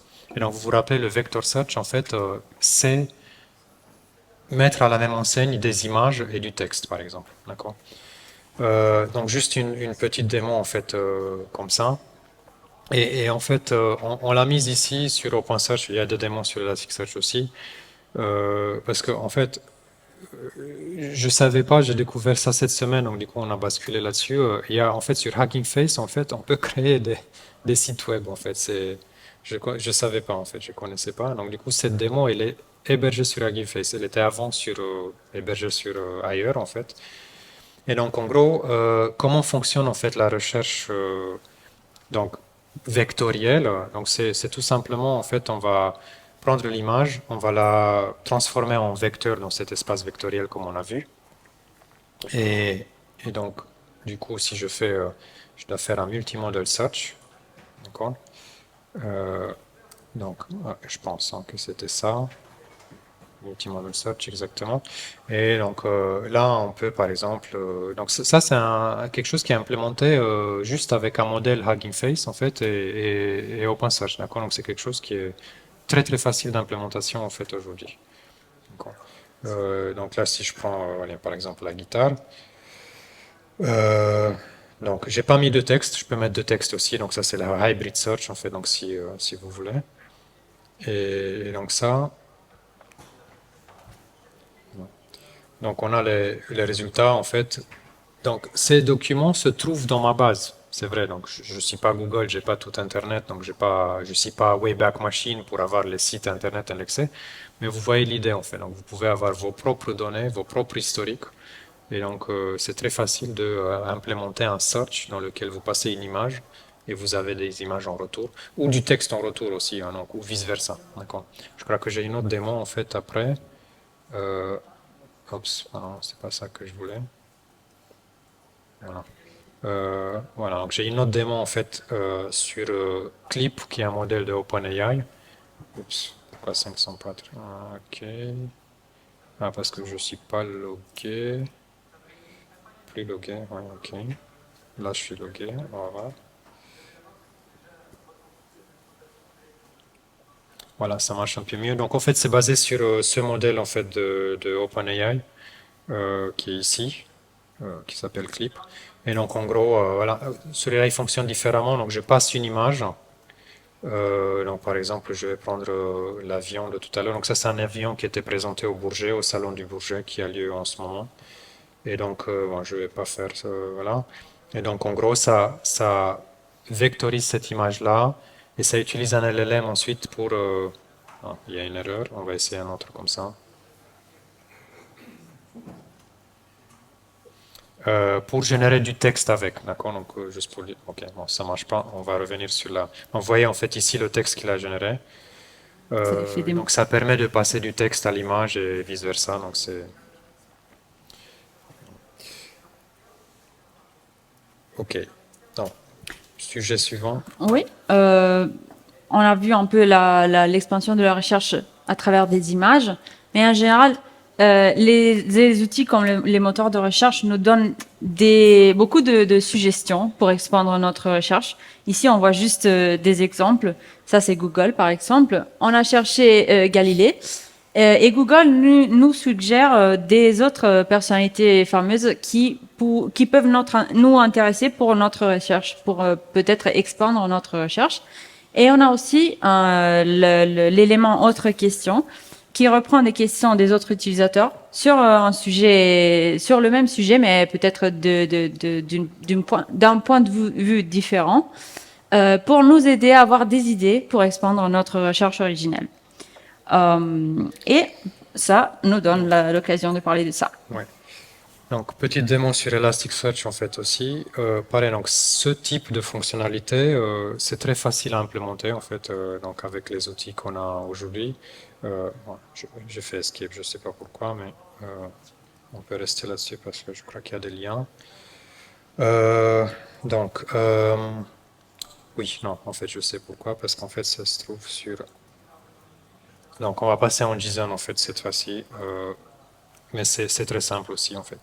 Donc, on est dans le contexte similarité, d'accord? Donc, ce qu'on souhaite, la fonctionnalité qu'on souhaite proposer, c'est on a une information et on veut voir ce que disent d'autres sur le même sujet, d'accord? Juste pour avoir plusieurs points de vue. C'est ça l'idée en fait. C'est pour ça que Google aussi fait la similar result, c'est tout. Parce que voilà, il y a quelqu'un qui dit quelque chose sur un sujet. Et donc là, si je reviens à la démo, donc là, je vois Reuters qui dit quelque chose en fait sur un sujet. Et ensuite, je vois Europe 1 qui dit un truc. Donc ça, c'est en anglais, ça, c'est en français. Bon, on voit qu'ils disent à peu près la même chose. Donc ça, c'est bien. Mais parfois, là, j'ai pris un exemple en fait un peu plus, voilà, pas polémique, mais parfois, il y a vraiment la même information qui est présentée de deux manières différentes. Et c'est ça qu'on essaie d'obtenir en fait avec cette fonctionnalité. Et donc, ça marche comment? Donc, c'est toujours un peu des vecteurs, mais c'est un peu des vecteurs basés sur du texte. Donc, on n'a rien à faire même. Donc, il n'y a même pas besoin d'aller sur Hugging Face, de télécharger un modèle, etc. Là, on a juste besoin d'Elasticsearch. Donc là, exemple préliminaire très rapide pour voir un monde like this dans un autre contexte, en fait, qui est le e-commerce. Donc, vous voyez ici, j'ai des produits, donc des batteries Duracell, etc. Voilà, des produits électroniques en fait plutôt. Et donc je fais une requête dans laquelle je mets un truc un peu improbable en fait. Donc je dis juste un radio en fait qui fonctionne sur batterie en fait. Donc juste un radio station en fait, donc un petit radio portable en fait que je peux prendre sur batterie. C'est pas un truc qui existe, mais si je lance ça, donc voilà ce que j'obtiens. J'obtiens un Sony Stereo Receiver Black, voilà. Donc a priori en fait speaker machin. Donc ça c'est dans la description. Donc vous voyez, il n'y a pas du tout ces mots-là nulle part en fait. Donc j'ai pas radio, j'ai juste Stereo Receiver, mais ça marche en fait. Donc ça c'est vraiment more like this. Donc c'est la requête more like this qui se base sur un concept qui s'appelle term vectors. D'accord? Donc, ça, c'est un exemple e-commerce, mais voyons un exemple en fait un peu plus avec Reuters et tout. Donc ça, c'est un article en fait de chez Reuters, donc qui parle du jet en question, d'accord, que j'ai mis dans mon index. Et ensuite, là, en fait, on va donc les termes vectors, c'est des structures comme ça en fait. Donc juste pour information, mais on va pas s'attarder là-dessus. Donc c'est des structures comme ça. Donc on voit ici Deal, Airbus, etc. Donc Strikes, etc. Tout ça. Et donc là, par exemple, j'arrive avec un autre document, donc un autre article, par exemple, qui vient de Aviation 24, qui parle à peu près du même sujet, mais avec d'autres mots, en fait. Donc voilà, c'est une autre vision. Mais quand j'interroge ma base, hop, je tombe sur l'article, en fait, du Reuters. En fait, donc je dis, ah, ok, bah, quelqu'un d'autre parle du même sujet, probablement, possiblement aussi dans d'autres termes aussi. D'accord? Donc, juste pareil pour vous montrer en fait qu'est-ce qu'il faut derrière. En gros, c'est juste un index comme ça. C'est celui-ci. J'ai juste à dire term vector yes. D'accord? C'est aussi simple que ça. Voilà. Et donc, un autre exemple. Donc là, j'ai pris un article en français en fait, qui était celui de Europe 1. Et donc, juste pour vous donner en fait un autre. Vous savez, ceux qui travaillent avec des vecteurs, en fait, c'est que le vector search, on voit toujours des réponses. C'est comme les LLM, hein. J'ai toujours une réponse, hein, quelle que soit la question, même si j'ai faux, j'ai une réponse. Donc, les vecteurs, c'est un peu pareil, parce que les vecteurs, ça fonctionne pas par mots-clés, ça match ou ça match pas. Ça fonctionne par distance. Donc, dans mon graphe de tout à l'heure, en fait, si vous vous rappelez, si je reviens dessus, donc ce graphe-là avec des chats, des chiens, des éléphants, si je cherche une brique de lait, j'aurai une réponse en fait. Ça serait quelque part dans cet espace vectoriel, ça serait l'objet qui est plus proche de la... Peut-être qu'en taille, ça va être plus proche d'un perroquet, la brique de lait. Et puis en amabilité, bah, je sais pas, ça va être 0, mais en intelligence 0 aussi, mais peut-être que j'obtiendrai un perroquet en fait en premier. Rien à voir, mais en distance, c'est le plus proche. C'est comme ça que les vecteurs fonctionnent. Et donc, du coup, si je reviens sur sur ma démo ici, donc vous voyez, ça c'est l'article en anglais. Donc je fais more like this, aviation 24, un article en anglais.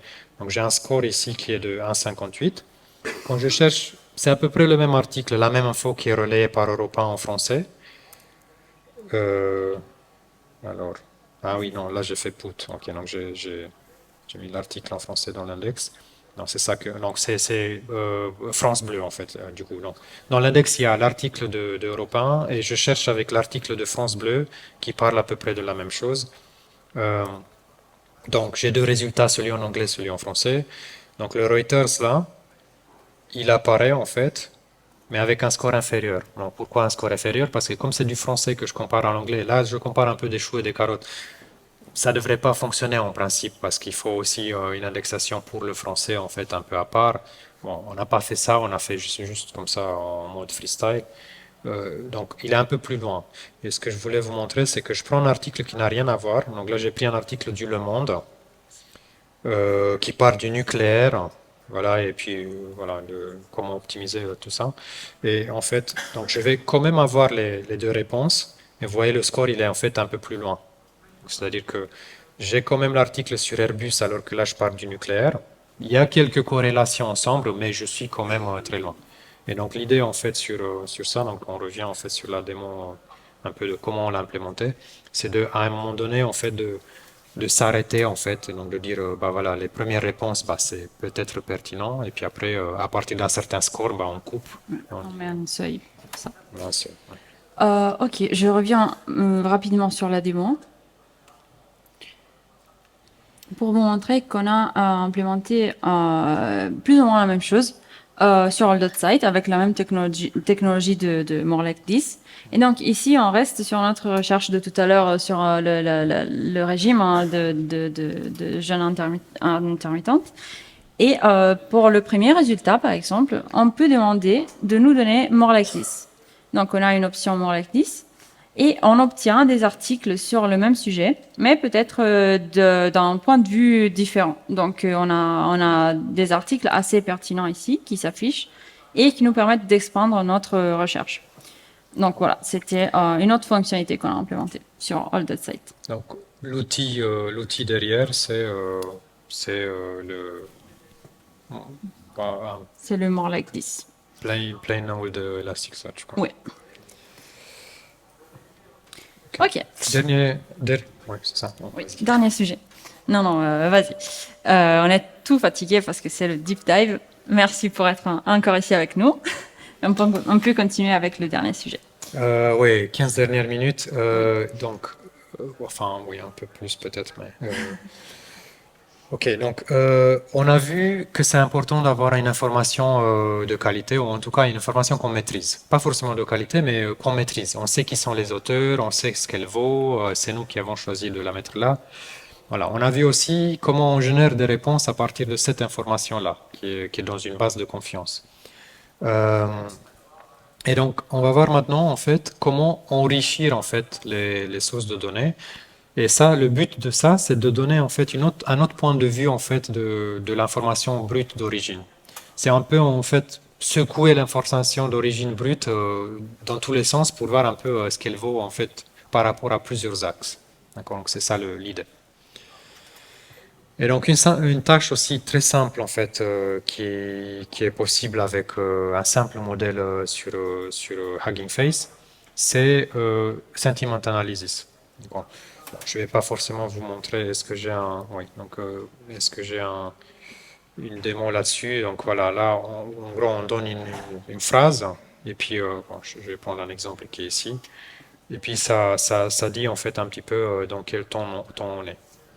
Donc on a pris un exemple en fait sur, du coup pour ne pas vous donner que des exemples sur All.Site, sur un autre service en fait qui est disponible en ligne. Oui, on a vraiment cherché de trouver des outils disponibles que vous-même pouvez trouver en faisant une recherche sur Google par exemple, Et c'est pas des outils open source, c'est pas des outils qu'on conseille, mais c'est Ouais, on n'est pas affilié. Le Ouais. modèle est open source et vous pouvez faire vous-même la même chose. Ouais, mais c'est plutôt des vrais sites web qui vous permettent de faire ça facilement. Et par exemple, on a trouvé un AI tone checker, donc un outil qui fait l'évaluation du tone of voice. Et on lui a donné deux textes assez différents. Le premier était un extrait d'un article qui parlait d'une conférence où on est allé il y a quelques mois. Et c'était un article qui faisait le résumé de la conférence. Et le tone detector, il a dit que le tone était plutôt positif et assez neutre. Après, on lui a donné un article assez biaisé sur un sujet très politique et sur lequel il y avait un débat. Et le ton a beaucoup changé. Il y avait beaucoup de frustration. Il y avait un peu de neutralité, un peu de tristesse, mais principalement de la frustration. Et ça nous dit rien sur le fait que l'information est vraie ou fausse. C'est vraiment pas ça le but.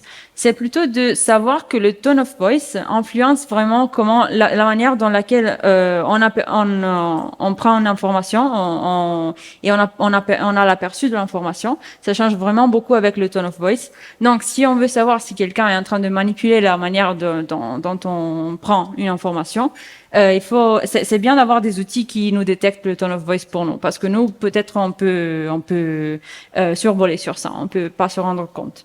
Et donc, c'est très bien d'avoir ce type d'outils. Oui, donc juste en fait, on a mis un lien ici d'une conférence qu'on a vue en début de semaine en fait à cette conférence qui s'appelle Berlin Buzzwords. C'est juste parce que peut-être qu'il y a certains d'entre vous qui se demandent, mais là on est dans le monde des LLM, pourquoi on parle des tâches NLP, des trucs comme ça, et Sentiment Analysis, c'est des tâches qui existent peut-être il y a 10 ans, c'est vrai. Et en fait, dans cette conférence, il disait des choses qui étaient un peu similaires à ce qu'on dit là. Et donc, du coup, ça nous a reconforté. On a dit, ah, bah, tiens, donc on n'a pas dit, on a vu le monde de la même manière. Et en fait, donc, dans les outils qu'on vous a donnés, il y a des LLM, donc OpenAI, etc. Mais il y a aussi des tâches NLP simples. L'avantage des tâches NLP, c'est que souvent, elles peuvent faire le même travail, mais beaucoup moins cher. On n'a pas besoin de GPU, on n'a pas besoin d'un service super cher, en fait, qu'on appelle à la minute ou un truc comme ça. Et en fait, donc là, c'était des gens qui travaillent pour une association pour le donc Climate Policy Radar, donc c'est une association non-profit en fait pour le climat. Et ils disaient en fait modèle réduit, meilleure performance, c'est-à-dire prendre le meilleur compromis entre l'argent qu'on paye et puis le coût pour l'environnement et le retour en fait qu'on a. Et donc voilà, c'est pour dire qu'il n'y a pas que le marteau qui est le LLM qui fait tout, qui fait de la sentiment analysis, de la summarization, de question answering, tout en fait, c'est vrai. Donc vous pouvez juste prendre en fait OpenAI et fera tout ça en fait, sans forcément que vous ayez besoin d'un modèle, etc. supplémentaire. Mais l'idée c'est de prendre vraiment ce qui est le meilleur outil pour la tâche. Et voilà, donc typiquement pour le sentiment analysis, ça coûte vraiment rien, ça fonctionne sur 1 giga de RAM. Voilà, donc c'est. Alors, c'est pas là. Ok, une autre tâche en fait très puissante, et encore, c'est pas du LLM, mais c'est super puissant. On n'a pas encore réussi de faire avec ça du crap test en fait, parce que ça implique, le crap test, ça implique des trucs dynamiques qu'on ne peut pas encore faire. Mais en gros, donc la Zero Shot Classification, ça permet de. Est-ce que j'ai un exemple comme ça? Je passe directement à l'exemple. Voilà. Donc, ça permet de.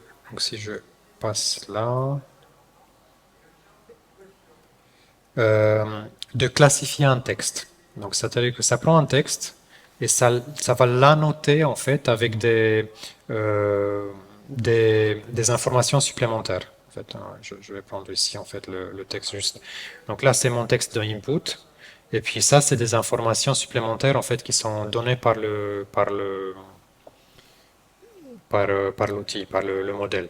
Donc il faut imaginer ça comme par exemple, je peux prendre une tâche du crap test. Est-ce que l'auteur est fiable? Et puis je donne la définition de qu'est-ce que l'auteur est fiable. Et du coup, le modèle va me faire ça pour moi-même. Donc, ça va faire le C, le R, etc. Donc, reliability, etc. Donc, voilà comment ça fonctionne, en fait. Donc, là, donc, je prends par exemple un article. Hein. Donc, je vais juste aller plus vite parce que je l'ai déjà là. Donc, en gros, je prends le texte qui se trouve en fait ici sur ce blog. D'accord, donc, il parle de Elasticon à Paris, en fait. Donc, voilà. Je crois que j'ai le texte ici. Ah non, je ne l'ai pas mis. Ok, donc j'ai pas le choix. Il faut que je le copie d'ici. Hop.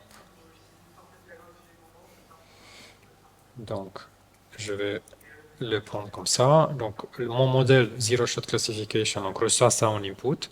Ici, je lui donne des axes sur lesquels je veux tester en fait mon test, mon texte. Et en fait, ces axes-là n'ont pas besoin d'être quelque chose que le modèle connaît. C'est des choses, des concepts complètement nouveaux. Donc là, j'ai pris juste des trucs un peu entre guillemets au hasard, d'accord? Mais disons, voilà, donc là j'ai mis par exemple Cars, d'accord? Juste comme ça. Prenons un autre en fait, hein, je vais essayer de faire en live. Dites-moi un truc, un concept, peu importe. C'est Football. football, ok, très bien. Voilà, donc ça, voilà, donc on ajoute ça. Et en fait, quand on donne au modèle en fait, donc, de nous calculer ce qui se trouve dans ce texte-là, donc là, c'est un article qui parle d'Elasticsearch d'une conférence à Paris, d'accord? Donc là, on a mis Luxembourg aussi, donc vous voyez, donc on a mis Apache Lucene, on a mis car, on a mis football. Donc voilà, on retrouve conférence, donc voilà, ça marche très bien. On retrouve Elasticsearch, Apache Lucene un peu moins, ça parle de Lucene aussi. Problems, bon, probablement que l'article parle des problèmes qui sont résolus, etc. Paris, Luxembourg, il est bien plus bas. Donc il s'agit d'un modèle de machine learning. Hein, donc il y a une question de probabilité en fait. Donc on ne parle pas du tout de Luxembourg en fait dans cet article. Il apparaît quand même avec un score bien faible en fait. Donc, enfin plus faible que les autres sujets. Et on trouve le football en fait qui est avant Luxembourg et Cars. Donc voilà, je sais pas quelle est la connexion exactement. Peut-être qu'on parle de quelque chose à côté. Voilà. Donc en tout cas, si on prend les scores en fait jusqu'à un certain seuil, par exemple, on va s'arrêter à 0.1. Bon, à 0.94 on peut le considérer aussi, pourquoi pas 0.9 aussi. Allons-y. On peut s'arrêter là. Donc, et là, c'est exactement ça. En fait. Donc ça marche assez bien en fait. Donc c'est très puissant. Donc nous, comment on se sert en fait, ou comment se sert les utilisateurs. Donc ils définissent des concepts métiers. Donc on va vous montrer une copie de All.site aussi.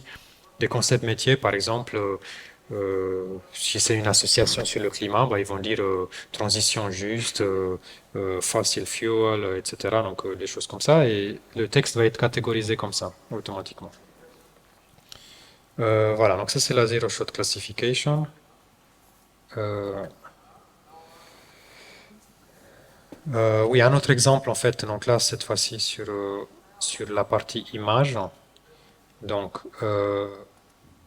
je vais reprendre en fait mon avion ici. Donc là, c'est juste pour dire que c'est multimodal aussi. Donc, et là, c'est mes catégories métiers, d'accord? Donc j'ai dit, ok, on va rajouter football aussi. D'accord? C'est mes catégories métiers. Donc du coup, on va nous dire cette image-là par rapport aux catégories métiers. C'est quoi en fait? Et donc du coup, là, le modèle a bien trouvé que c'est un airplane plutôt que cat, dog, football, etc. Donc, c'est le côté multimodal, c'est ça. Donc, zero shot classification, mais sur des images. Voilà. Un autre outil qui ressemble à zero shot classification, en fait, et là on a pris en fait une conférence qui était donnée toujours à cette conférence Berlin-Buzzwords, mais il y a 2 ans. C'est très bien fait en fait, donc du coup, voilà, on ne voulait pas refaire la roue. Donc ça parle de Natural Language Inference Models. Donc c'est comme le Zero Shot Classification, mais ça permet de dire ces choses-là, ça s'appelle entailment, donc contradiction, neutre, et entailment, c'est-à-dire je valide. D'accord? Et ça c'est super utile quand je veux valider en fait une info, une statement. Donc j'ai une phrase, d'accord? C'est l'hypothèse, the man is sleeping. Et en fait, par rapport à ma base de vérité, quelle qu'elle soit, tout Internet, si je veux, un LLM, peu importe, ou ma base d'entreprise, ou le site scientifique que je considère comme de confiance, voilà, peu importe. Donc ça, c'est la partie premise. Et donc ça permet de voir si la phrase que je donne par rapport à ma base de connaissances, elle contredit ou elle est validée en fait. D'accord? Donc je peux très bien dire, donc voilà, ça c'est la conférence en fait. Et l'architecture, ça ressemble un peu à du RAG. Donc il y a du vector search dans la partie en haut, et puis il y a le entanglement checker qui ressemble en fait à la partie LLM du RAG. Donc qui n'est pas un LLM, mais c'est juste ce modèle de Natural Language Inference. Et donc il va juste dire à la fin vrai, faux, ou je ne sais pas, neutre. Voilà. Et donc, Oui, on a essayé de trouver un outil en ligne disponible pour qui a implémenté la même architecture.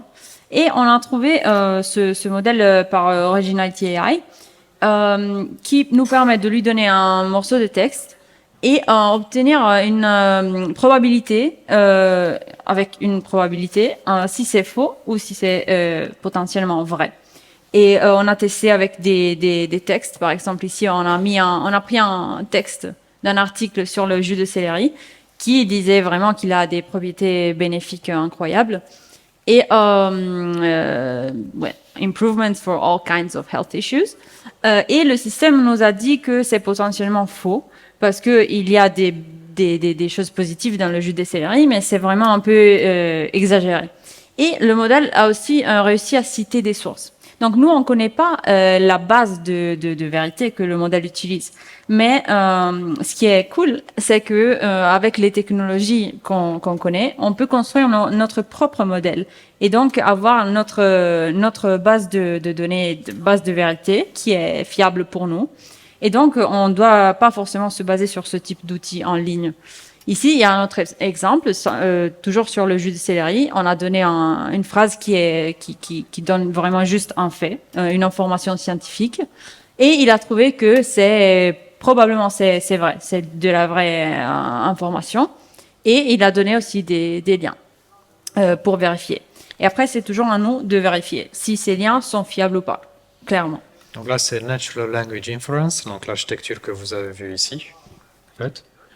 Et c'est juste que la base qui est utilisée par cet outil, en fait, on n'est pas affilié, hein, donc voilà, c'est juste pour donner d'autres exemples, en fait, que ce qu'on a développé nous-mêmes. Donc la base, en fait, qui est utilisée par cet outil, c'est une base qui est un peu, c'est leur base de connaissances. Mais vous pouvez très bien construire votre base, vous mettez un Natural Language Inference au-dessus, vous lui posez la question, ça va utiliser votre base. Bien sûr, il faut le vector search aussi pour que ça marche. Exactement comme ça, en fait. Donc, le vector search qui va utiliser votre base pour trouver des candidats. Ça, c'est le contexte. Vous mettez l'affirmation et ça vous dit vrai ou faux selon vos critères, en fait. Voilà. Très rapidement, une autre tâche NLP, en fait, c'est la Name Entity Extraction, en fait, donc Recognition. Ça permet de voir en fait de qui ça parle, hein. Donc justement parce qu'on parlait des auteurs et voilà de qui ça parle, qui ça cite, etc. Donc notamment on peut avoir les personnes en fait qui sortent tout de suite. Voilà, en fait je sais pas si je peux vous montrer en fait je vais vous montrer à la fin parce qu'il faut que j'utilise un autre compte sur All.site pour montrer ça. Mais en gros, voilà, donc ça prend la donnée et puis ça peut mettre des facettes sur le côté en fait pour dire voilà, ça parle de telle personne ou telle personne. Tâche très outil aussi. Et ça c'est C'est le dernier type de classification qu'on a testé. Et c'est quelque chose que je pense va être de plus en plus important dans les prochaines années parce que ça nous permet de classifier un texte et même peut-être des vidéos, des autres types de sources, si c'est généré par une IA ou si ça a été écrit par un être humain. Et ça prend des patterns typiques de la génération de texte par des LLM. Et ça essaye de nous dire si le texte a été généré par l'IA. Et ça va être un sujet assez important pour distinguer les différentes sources et d'où ça vient le contenu qu'on trouve. un sujet d'avenir. En fait, on n'a pas trouvé de modèle open source en fait Ouais. qui fait ça. Je pense que c'est un truc assez complexe encore. Donc, les outils qui existent sont plutôt payants. Donc, il y a du Grammarly, des choses comme ça. Oui, il y a ça qui a plusieurs langues. Il y a Grammarly, il y a aussi encore Originati AI ou AskGPT. Il y en a vraiment beaucoup. Euh, Mais ils sont pas forcément open source ou libres d'accès toujours.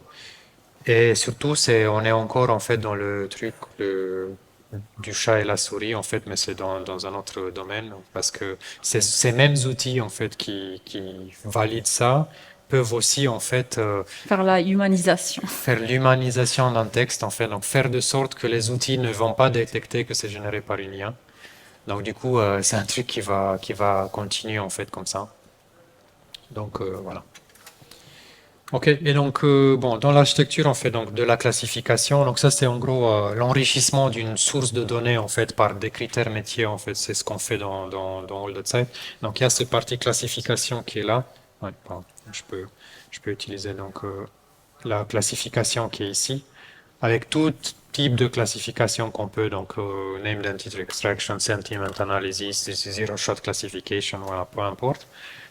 Et donc, ça permet d'avoir en fait la donnée brute enrichie en fait, augmentée de plein d'informations. Donc, un exemple d'utilisation. Donc, c'est pas encore le CRAP test, hein, donc c'est sur des critères métiers. En gros, on a une base de données qui sont des articles en fait, donc là c'est des fichiers CSV, donc c'est du texte en fait qui est en interne dans une entreprise. Et en fait, il y a des critères définis par cette entreprise, donc par exemple transition juste ou fossil fuel communities ou human rights, etc. Et donc, du coup, avec la zero shot classification, on peut dire en fait si ce texte il parle plutôt de transition juste, comme le premier exemple, ou plutôt de fossil fuel communities, comme le deuxième exemple. Et c'est toujours une probabilité. Donc, plus c'est foncé, c'est que c'est très probable, et moins c'est foncé, plus c'est light, c'est que voilà, c'est moins probable que ça soit ça. D'accord. Et donc on voit qu'il y a plusieurs axes métiers en fait. Donc il y a l'axe jaune, l'axe bleu et l'axe vert. Et puis voilà, par exemple, le deuxième document par rapport à l'axe jaune, bah, c'est Fossil Fuel Communities. Et par rapport à l'axe vert, bah, c'est Just Transition, par exemple. Donc c'est un truc comme ça. Donc il faut voir ça après avec vos propres critères en fait. Donc on peut dire vrai, faux, ou on peut dire euh, en accord avec la politique, je sais pas quoi. Ou, voilà. On définit nous-mêmes, enfin, les catégories, on les donne en dynamique. Voilà. Comme je disais, c'est pas encore du crap test parce que pour crap test, en fait, il y a aussi la partie dynamique qui est le contexte, en fait. Donc, c'est-à-dire que cette information peut être vraie dans un contexte parce que je cherche, je sais pas, à me divertir. Donc, du coup, une source qui parle un peu de la Terre est plate, bah, c'est divertissant. Donc, mon but, c'est de me divertir. Donc là, c'est pertinent. Donc, alors que dans un autre contexte, c'est pas pertinent. Donc, du coup, on peut pas faire vraiment du crap test comme ça avec zero shot classification tout bête. Voilà. Ça viendra. Et donc, on a presque atteint la fin de notre présentation. Merci encore une fois pour votre attention, pour être resté au bout. Et pour tout résumer, vraiment, on a vu beaucoup de technologies, beaucoup d'outils, on a parlé de beaucoup de choses, mais s'il y a quelque chose qu'on veut remarquer encore une fois, c'est l'importance des sources avant tout. Donc avoir des sources auxquelles on fait confiance, des sources vérifiées. Peut-être qu'on fait confiance au gouvernement, aux institutions, aux experts du domaine. Donc, les sources sont le point de départ pour trouver des bonnes informations. Après, c'est très important de nous rappeler de toujours naviguer faire la navigation dans Internet d'une manière vraiment attentive, sélective. Le pire qu'on peut faire, c'est vraiment de absorber, de prendre tout ce qu'on voit, tout ce qu'on lit dans l'internet d'une manière passive, sans vérifier, et donc se faire avoir par des informations qui paraissent vraies, mais qui sont peut-être mal intentionnées aussi. Et vu que notre temps n'est pas infini, et on n'a pas le temps de continuer de vérifier tout le temps toutes les informations avec le crap test manuellement, par exemple, on peut vraiment s'aider et utiliser les outils qu'on a vus, les technologies qu'on connaît, pour créer des outils automatisés ou pour avoir des moyens automatisés pour avoir de l'aide avec cette tâche compliquée de trouver des informations de confiance. Pour aller plus loin, si vous voulez. Là, on a fini en fait ce sujet.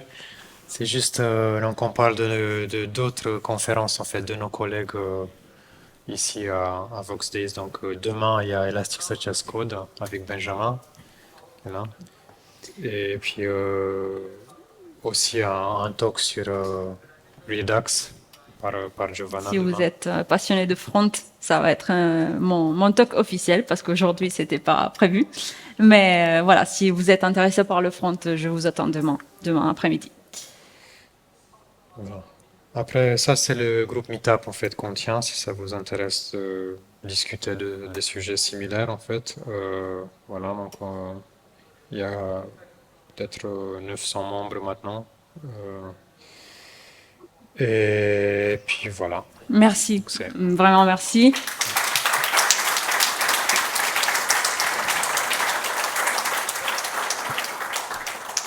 On a le temps pour les questions, si vous voulez, si vous en avez. Questions, observations, Oui. peut-être vous avez des choses à partager. Ça. On a même un micro, on peut être autonome. Merci Benjamin.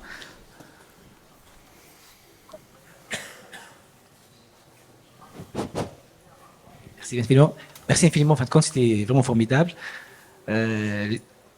Par rapport au jus de céleri, De céleri. je confirme, il est très très bon. Et ma source, c'est ma mère. Elle dit toujours c'est bon. Alors, c'est bon. Sauf que c'est très intéressant en fin de compte. Mais j'ai seulement une question à la fin en fin de compte. Est-ce que dans AllSight, par exemple, vous envisagez aussi d'utiliser un peu maintenant ce qui se passe maintenant dans l'aspect agentique, des agents en fin de compte? Parce que là, si je pose une question, par exemple, dans une requête, on a une réponse avec tout ce qu'on a comme proposition.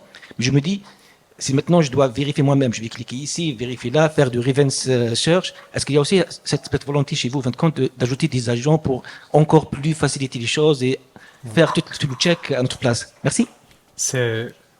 Merci pour la question, c'est une question très pertinente. Effectivement, c'est la nouvelle tendance maintenant, en fait, c'est le après RAG, donc on passe aux agents.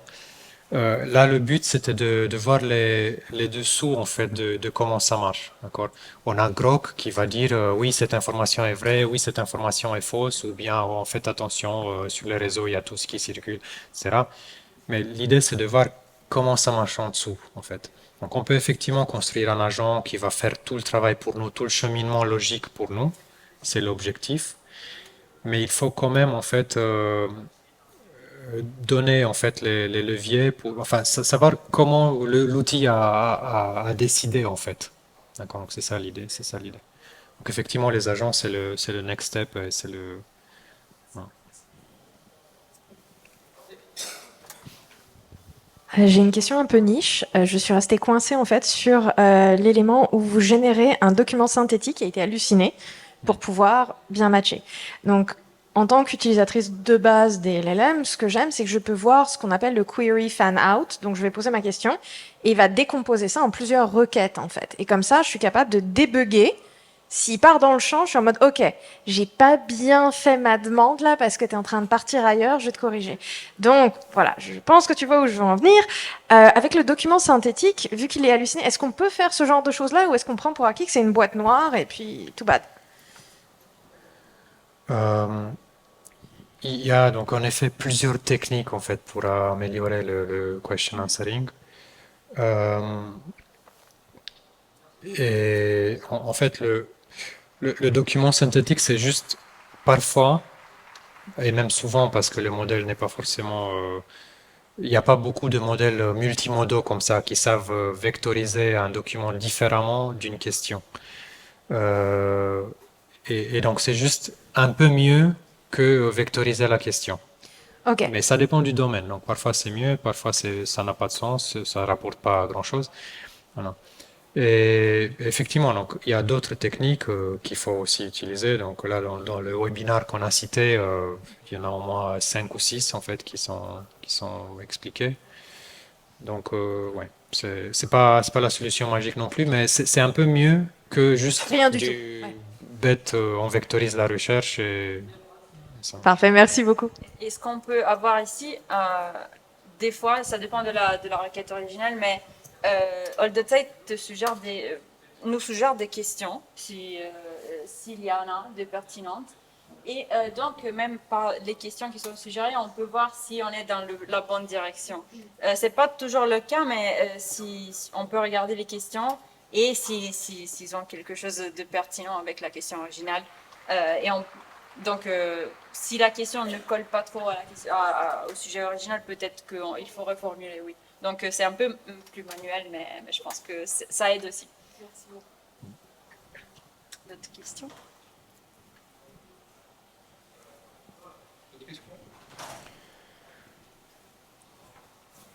Je ne sais pas s'il y a une pause maintenant, mais je pense que... Parfait. Donc,